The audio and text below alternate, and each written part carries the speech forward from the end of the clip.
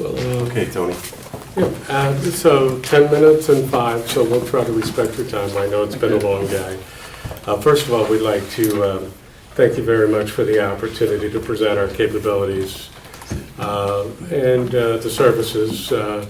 Marie and I had a chance to talk a little bit today about some of the things that you're looking for, and we really hope to address those today with you. But given the amount of time, I think we're going to try to keep it brief and very crisp. So if we're flying through things, we'll try to keep it on pace and go from there. So if you would, I think, first of all, one of the things that we heard from Marie was that you were looking for a full-service firm. Cushman Wakefield is the largest privately held real estate services firm in the world. That being said, the challenge is that real estate is an inherently local business. So while we talk about global, it's all about local. And I think what you'll see in some of our materials today is that we try to bring some of those practices that we learn for all of our clients and bring them to bear for you.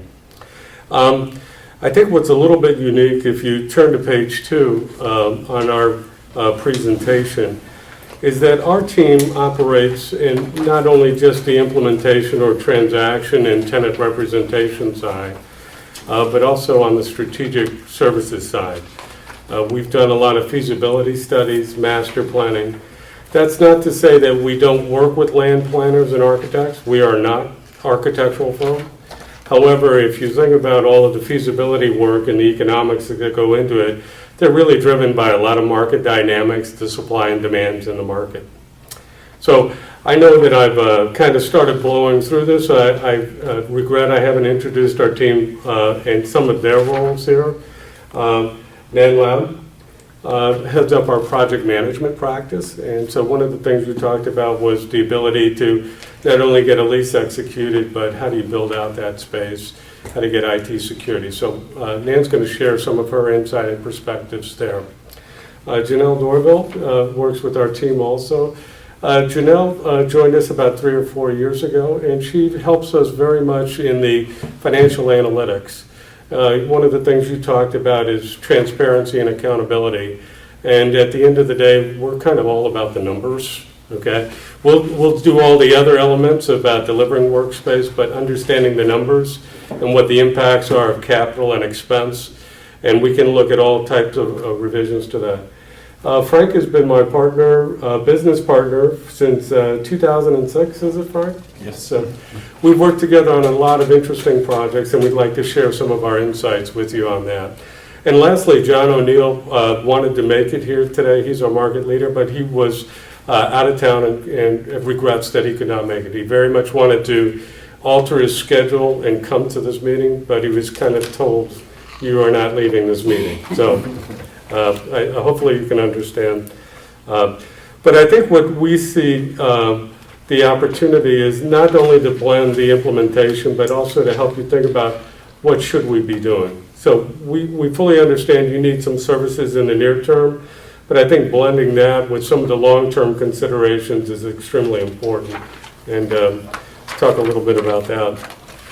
On page 3, outlines our integrated real estate transaction process. And as you can see, it starts with project planning. And I think one of the first things that we really focus on is making sure that we align with what your expectations, understand what are the key metrics that you're looking to hit. And actually, some of the things that we've provided to you in your appendices, we've actually done some benchmarking of your projected real estate spend against your tax revenues or your revenues. But we've done that for all the other new cities in town. And so I think you'll find that very interesting. As an example, Peachtree Corners is projecting about a 10%. You're projecting about in the 1.5% to 2%, and then other cities are in the 4% range. So I think getting a benchmark from a financial perspective will help you as you're looking at your real estate commitments going forward. We certainly understand as an upstart that you're probably very sensitive about cash and trying to manage to the budget and be very fiscally responsible.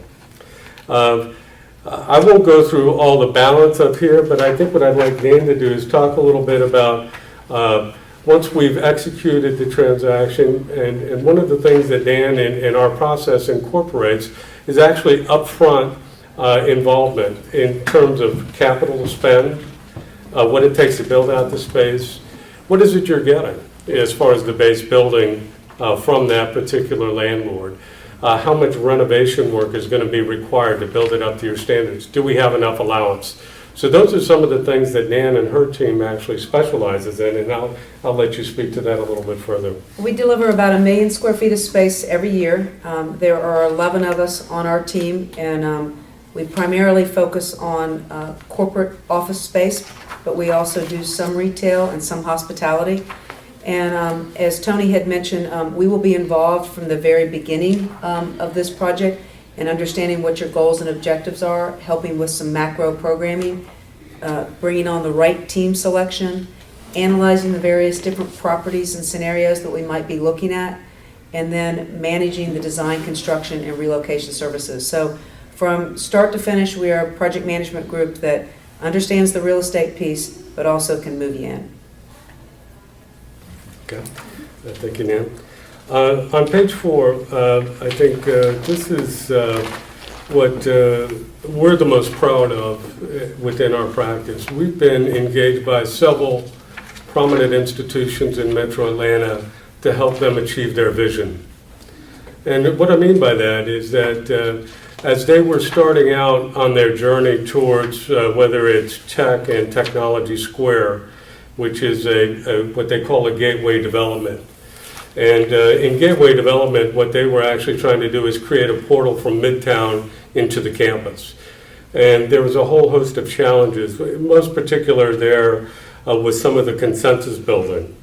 We dealt with the faculty, we dealt with the deans of each of the schools that kind of flew their own way. We had the state involved in certain aspects of it, the city of Atlanta, Midtown Alliance. So we had a whole host of constituents that we had to line up and facilitate a process. But what we're very proud about is that this won a ULI Award for Development Excellence, and also our other Georgia Tech project, Technology Enterprise Park. And so when you start thinking about the vision and legacy, being a part of something that's not only a part of a great institution like Georgia Tech, but something that wins those levels of awards and has both a private-public partnership component and very specialized financing components that we analyzed and helped them put together. But it started out with a piece of dirt. And I think that's part of what we're talking to you about. At some point, you're probably going to need to get a piece of dirt. Okay? And so I think we have the capabilities in the team. We didn't bring some of our land specialists, but we have a full resource of capabilities to help you get the best land deals. Okay? If you acquire a building using that, or as it relates to a leasehold to deal with your short-term needs, but then you may choose to lease long-term. So I think those all the options are on the table. Frank, do you want to talk a little bit about some of these other projects? I think in the interest of time, let me just say one thing about this page. There are 2 pages of these 5 that are absolutely critical. This one and the last page, number 5, which is all the references. Because if you're going to make a decision tonight, and we've only met you for 10 minutes, the likelihood is we're not going to be selected. If, on the other hand, you call those people that we've given as references, many of whom you'll know, we have a very good chance. We worked on these projects. We're really proud of these projects. They all have a public component. They all have cash flow challenges. And they all represent something that represented a challenge from the very beginning. And it was the advisory side, not the implementation side. Because implementation, there are 15 real estate firms that can implement, finding one space to another. But the advisory up front, that's what it takes. And so I think out of these 5 pages, this page, these are the examples, and then those references. And by the way, if you decide to discuss this further, any additional information you want that we couldn't include because of time, we're available. Go ahead, Tony. With that, I think there's just a few things that we have to think about, or just to As strategic advisors, sometimes you like to dwell in kind of that soft space that isn't black and white, but kind of gray in a continuum. But there's some opportunities here we see, in particular workplace and workplace strategy. As you think about a growing enterprise and what corporate America, and I think a lot of government institutions and public institutions need to learn from, is that they're downsizing their demand for real estate even though they're growing. And I think you have that same challenge in front of you. We've had the chance to just briefly walk your space.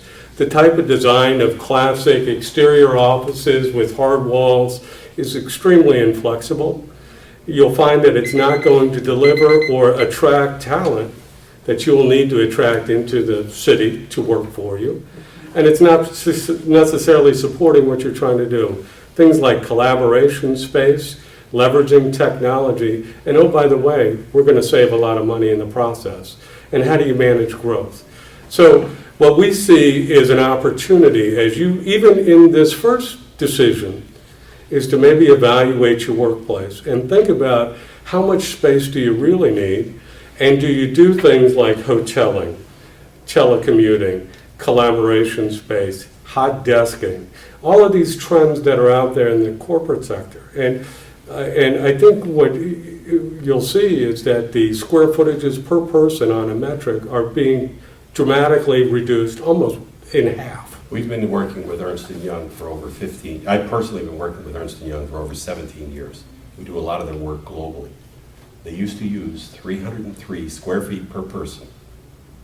That was the metric 17 years ago. What do you think they use today?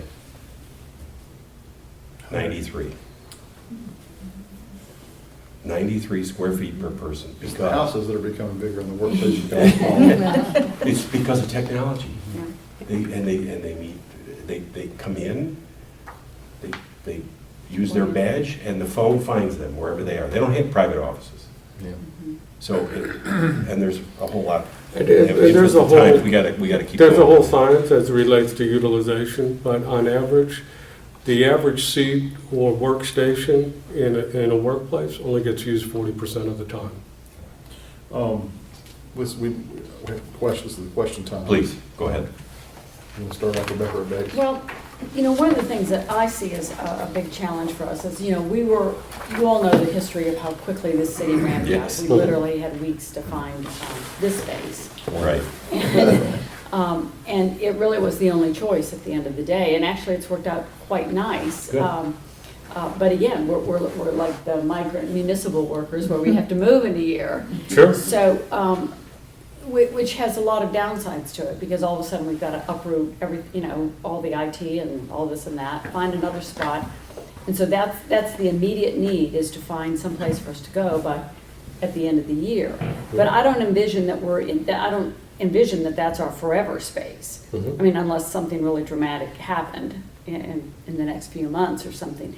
But, I don't like the idea of us having to move, 1 year, and then another two. I don't even know what our time frame is in this next spot. So to me, I like what you're saying about really analyzing about what is the end result in mind here. Mhm. But we do have these immediate needs. Sure. Where do we go next?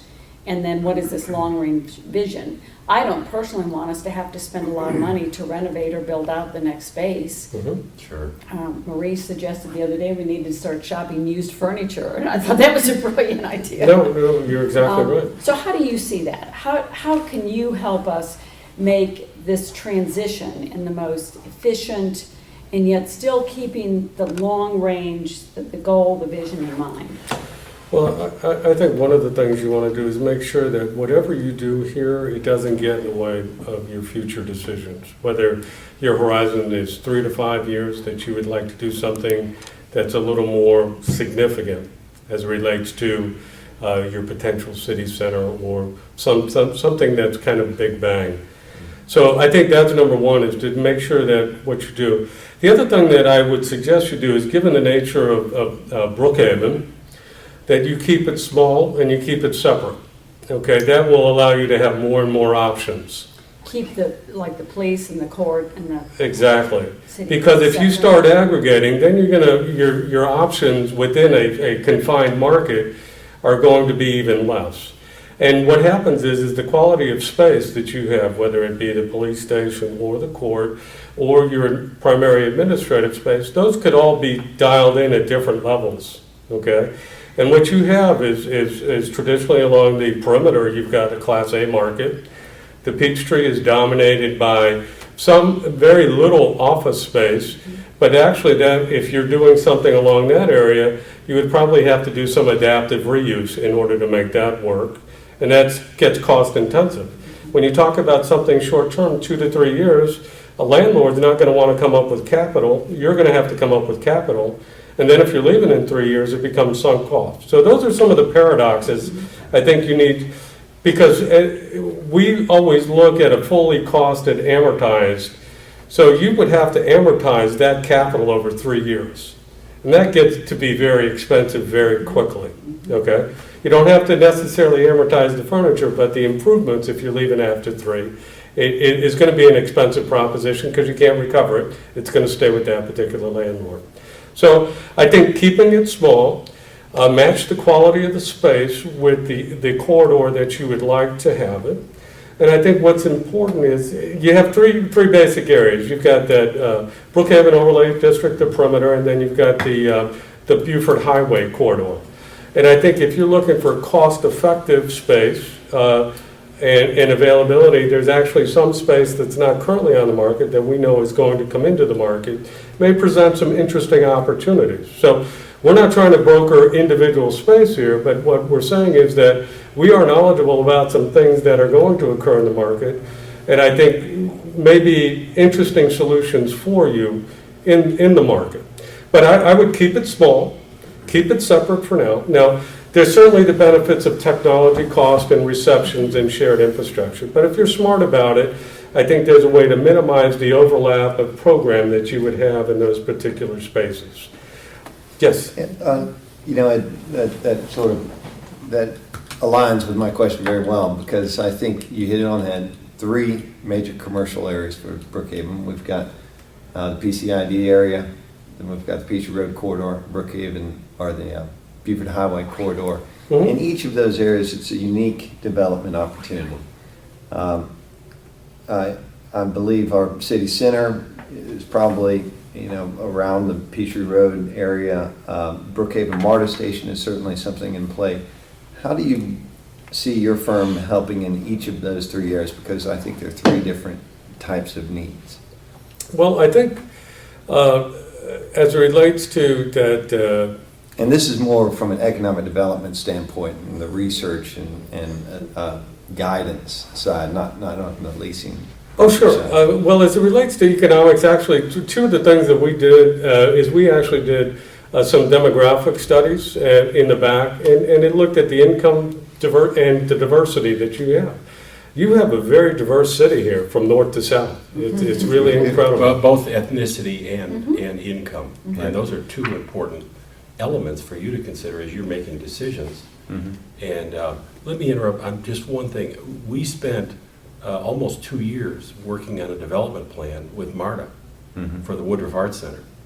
You remember the Calatrava design that was going to go on 14th Street for the Atlanta Symphony Orchestra? Yes. You may recall that. Yeah. Then Joe Bankoff and a team, a small team, and I was part of that, it started to say, you know, what if we put it over the MARTA station, over the Midtown MARTA station? We worked with Beverly Scott and some of her key officials. There are some very unique challenges working with the MARTA team, even though there's now a new group involved. We can't share with you all those ideas, but there are some very interesting opportunities when it relates to a MARTA site, because you have all those air rights. Yeah.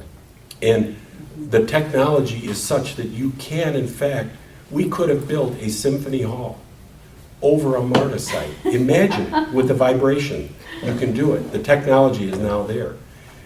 The point is that we have that experience. That was one of the examples we gave, was the Woodruff Arts Center. To look at that, to look at the opportunities. 3 distinct markets with 3 distinct opportunities. So I think the long-term vision is to make an acquisition or a thought about something down the road, but the short term is to address what you're talking about. And Tony, I think, hit it on the head. You know, Yeah, I keep it think divided and Yeah, and one of the things as you think about, your opportunity for economic development is clearly on the south side of Brookhaven. And how do you improve the tax base? And so the question is, do you use your city center as a catalyst for change in public-private partnerships, and do you do it there?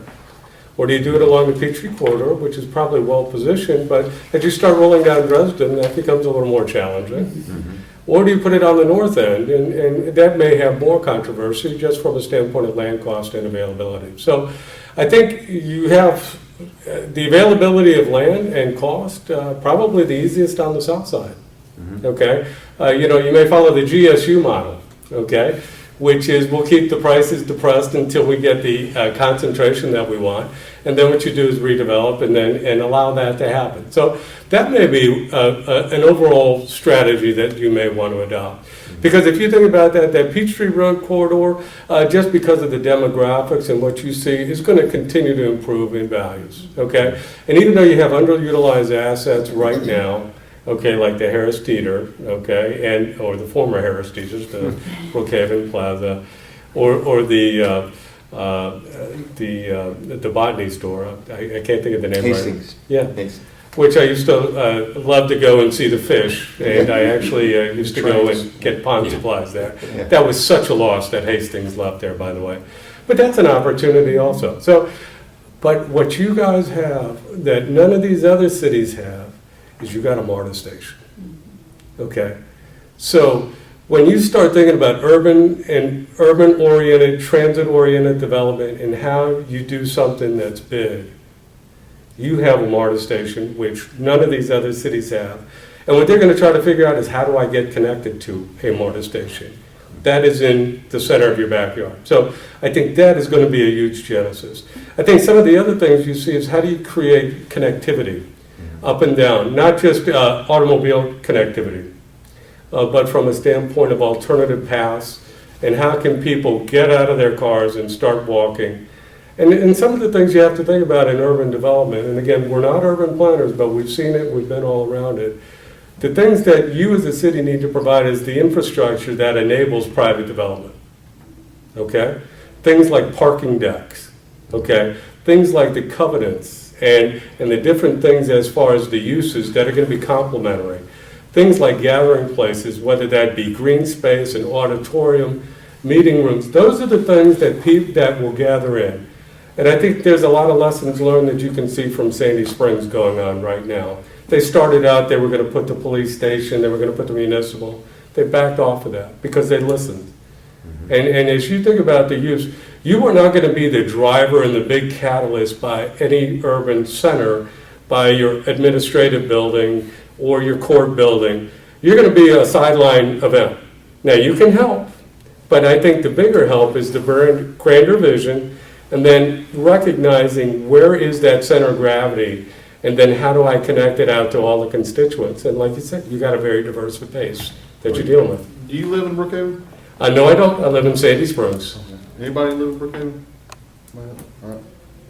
Tony's on the mayor's board. Okay. So he spends a lot of time with it. All right. Oh, I spent a ton of time. In fact, I had. I was thinking, you'd be a good guy for the planning commission. That's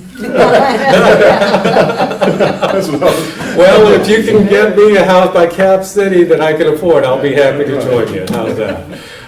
No, I think, as you can tell, we're passionate about this. We had the pleasure of actually assisting Marist in their master plan. It had a whole host of challenges, but what it was all about is taking a Vision 2020 that they have and aligning up their real estate strategy with it. Susan, are we? You're way over. Oh, Okay. You're lucky you're last. all right, well, if you wanted to finish your thought, we can. Every one of these projects that I mentioned on that one sheet, everyone started with a vision. And then our job was to help, could we get there?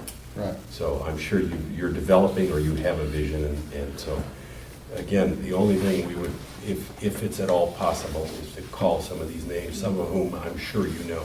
Sure. And we would feel very comfortable. Thank you. Last question, Mr. Mayor, Yes. just for clarification. If you all were selected, are you the team? This is it. Very good question. Yes. Okay. That's, a lot of firms, the model is you have certain people that represent and there's others that implement. You have just like we talk about the advisory to the implementation, we find continuity is key. And all of our relationships are long-term. And so we hope to be your advisor, not just for one transaction or two transactions, but a life cycle of transactions. Well, I think we also mentioned John O'Neill. Yes. Who, wouldn't he be a part of this team? Oh, absolutely. Yes. And as your market leader, what is that? Well, what John does is he's responsible for all of the business units and all the functions for Cushman Wakefield in Atlanta. And he's responsible on a P&L basis and making sure that we have adequate resources and growth. And to be honest with you, John has done an excellent job in bringing excitement and vision to our operation. And so we're very excited about the resources that have been added, and he's a great guy. I mean, he gets it, Yeah. and that's important. Thank you. Thank you. Thank you so much. Thank you. And we hope that you saved the best for last. And I know that it's been a long day, and we thank you very much for your time. Thank you.